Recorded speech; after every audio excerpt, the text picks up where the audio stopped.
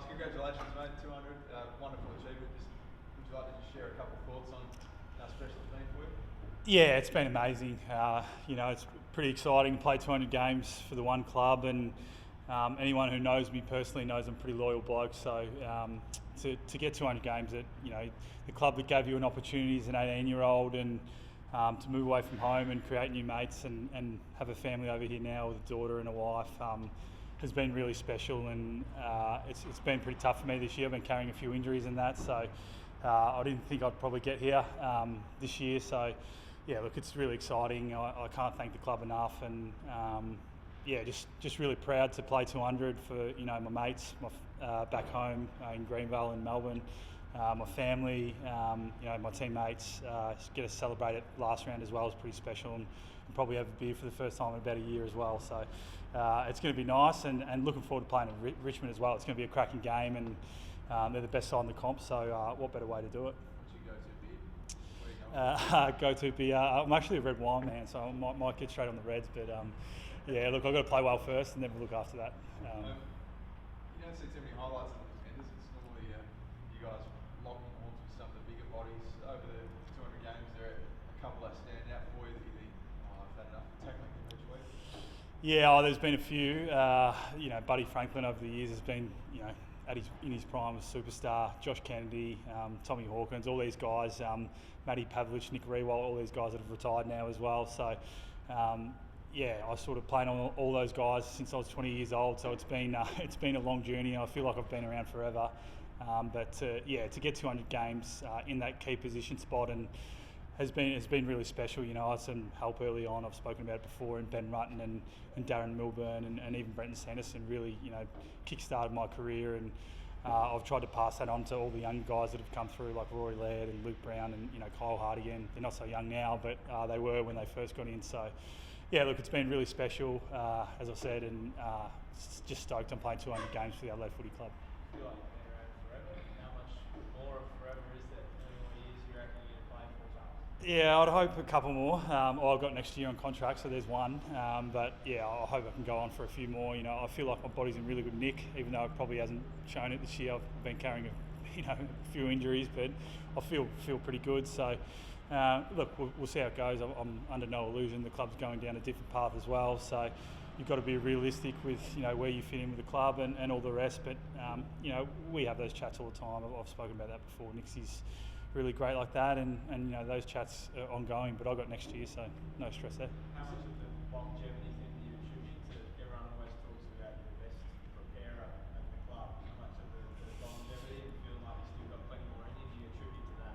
Yeah, 100%. That's everything, and I tell that to the young guys all the time. They come in and probably don't have the best habits early on, and I was lucky. I came into a really professional organisation with Neil Craig and Stephen Schwert, and who were renowned for that early on. And I got to watch Andrew McLeod train, Brett Burton, Simon Goodwin, the legends of the club, and pick up habits and things off them, and that's certainly helped me along the way. Yeah, doing the little things behind the scenes. I'm not really a talented footballer. My game's sort of built on scrapping and just finding a way. So for me, there's no shortcuts, and I try and pass that on to our young guys. And you've probably seen it over the last few weeks, the guys that have put in the work in that area, Shane McAdam, Elliot Himmelberg, Lockie Scholl, all these guys, they're starting to get it, and then the form flows on from there. So yeah, definitely. I think the professionalism has helped me get there, and carry a few injuries along the way, which has been good as well. Is it evolving, the type of stuff that you do? I'm sure maybe 10 years ago it might have been have an ice bath and jump in the ocean the next day, and that's about it.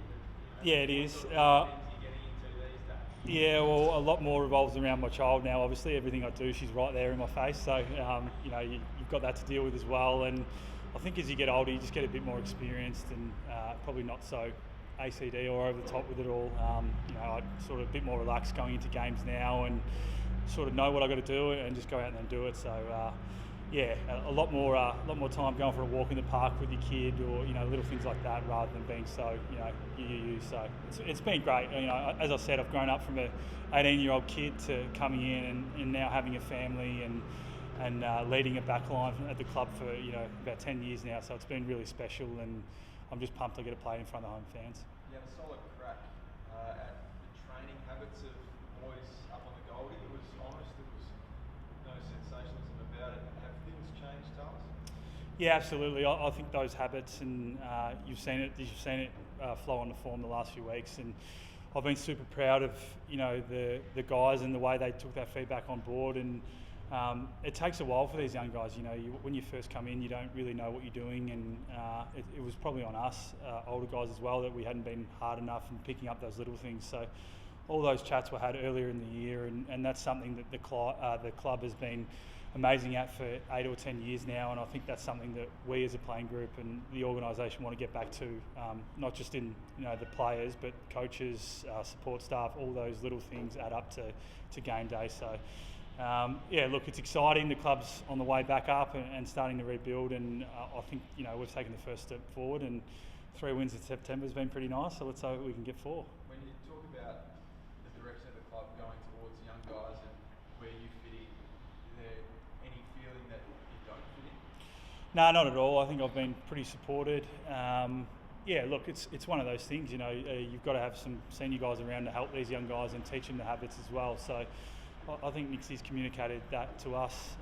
He's challenged senior guys at times this year, and behind the scenes, there's no doubt that's happened to me as well. So look, it's part of being in a footy club, and I'm just grateful. As I said, I get to play 200 games and be a part of that, and watch these young guys grow up and get better and better each week, and that's pretty special to me. So as I said, I'm really stoked I get to play this week. You mentioned the change this year. You're going for that youth movement at the club.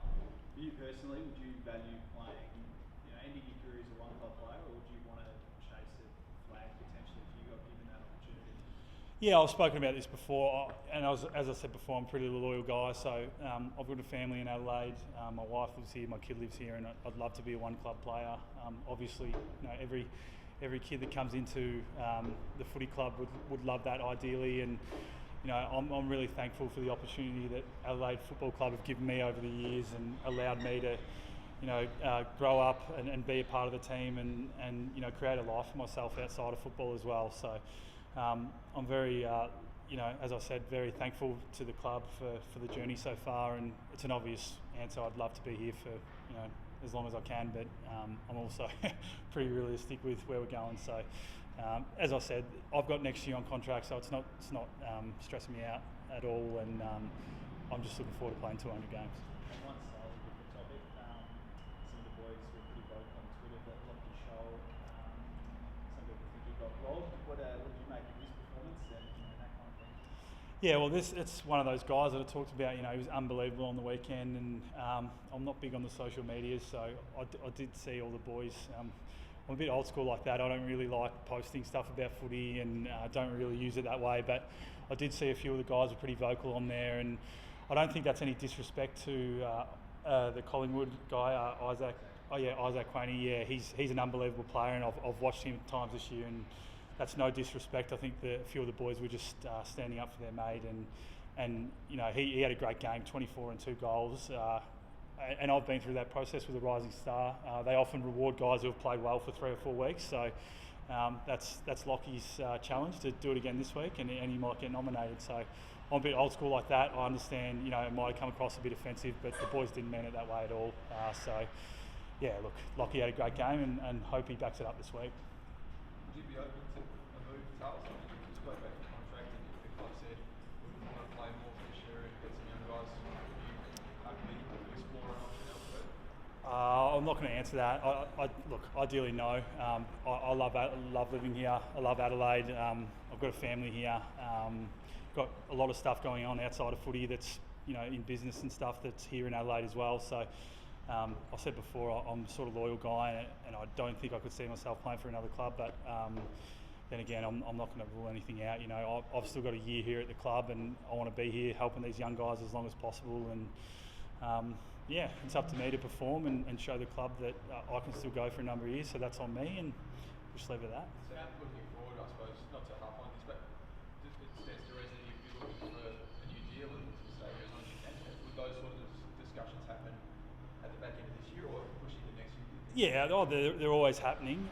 Definitely not about so much a new deal, but just where you sit with the club, and sort of what my role is as well. You've got to be really clear as a senior bloke. I'm now outside of the leadership group, and I still want to have an impact in helping the organisation improve and get better, and you don't always have to be a leader to do that. And I'm just going to sit down with the club at the end of the year and be real specific about what they want from me in helping these young guys get better. That's my motivation for being around now, and still to play great footy as well. If you can pass on those things that have helped you to these young guys and leave a legacy and a culture at the club, that's what you want to do. So that's where my head's at. And as I said, I'm just pumped I get to play 200 games for the club and appreciate all the help and support over the years from everyone involved. So your commitment to the rebuild is solid.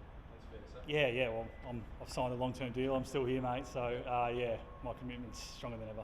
As someone who's been here for a long time, Talia, will be you again next year. How's it been the last few weeks, sort of walking around the club and training, knowing that there's probably 10, 12 blokes who after this Sunday won't be teammates with anymore, and a few of them I suppose probably already know. Yeah, it's tough. It's always tough at this time of year, and the job that guys have done in the twos, there hasn't been a set competition. They haven't been playing in the SANFL this year, and their mental state, their ability to rock up and play in the twos, at Albert and in non-official matches has been unbelievable. And some of these young guys have had it pretty tough. Their first year draftees being away from their family and in a crazy year, they haven't seen them all year. So I think that's where the club's, really got behind them and helped them, and we've got a good core of young guys who really get around each other, and I know those young guys are really enjoying being around, and they're the guys that are coming into the team and playing really well. So look, it's been tough. It's always tough at this time of year to know that guys aren't going to be here next week, and you're going to have to say goodbye potentially to a lot of guys this year, with the list size potentially being reduced as well. So look, it's been amazing. They've been amazing in the way they've trained, even the way they train today. Supporting the older guys, and it's really felt like a whole sort of club squad culture this year. So it's been really good. Is it sentimental, sort of rocking up to a train? I don't know what your training schedule is for the rest of the week, but that might be the last sort of full training that a few boys have together. Are there any sort of sentiments like that in a football club? Yeah, I think nothing's official, but I think the guys in that position would know that. Well, most of them. Nixie said he's spoken a lot, so there are those chats behind the scenes. You don't really want to talk about it here, but there are those special moments where you put your arm around a teammate and thank them for all they've done. And as a guy who's been in the AFL team, you know how much they mean to the entire club. Guys that have playing in the twos and pushing for that spot and putting competition on. So look, it's pretty special for some of those guys this week, and they're definitely acknowledged behind the scenes for sure. How excited are you to leave the bubble on Sunday?